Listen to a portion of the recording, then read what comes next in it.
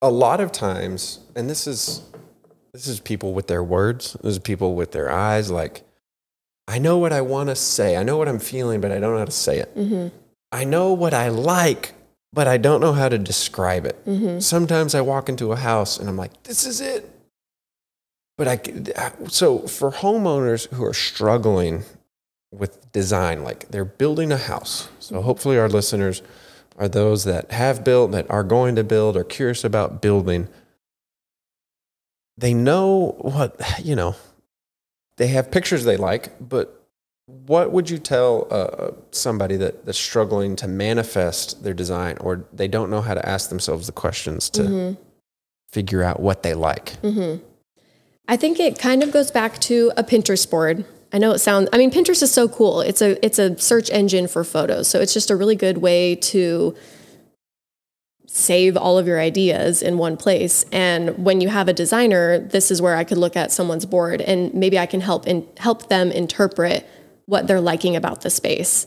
So recently for like an e-design client, for example, she showed me some pictures and was a little bit broad in her description of her style. And so I was trying to kind of figure it out. And I'm noticing things like contrast and the color palette, the shape of her existing furniture, to kind of pull those notes out of what I'm seeing in her space, if that makes sense. No, it makes sense. Helping her kind of just navigate it and then reel it in and yeah, so you used the great word, interpret. Yep. Some people, they can put together tons and tons of stuff, but then they don't know how to interpret it. Like, right.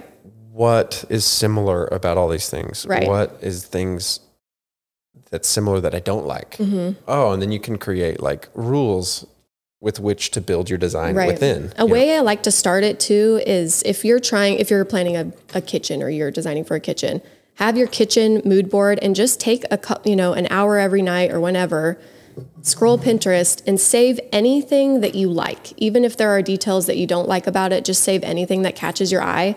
Because when you go back to the board and you look at every image you've saved, you're going to start to see a common thread. It's like a mosaic. Yeah.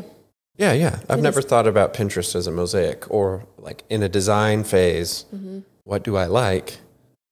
Just throw it out there. Everything. Mm-hmm. And then you can have third parties, interior designers, friends, whatever, your spouse. Oh, here's more of a completed thought. Exactly. That's cool. I love a visual. Pinterest boards, create your own design mosaics. That's awesome.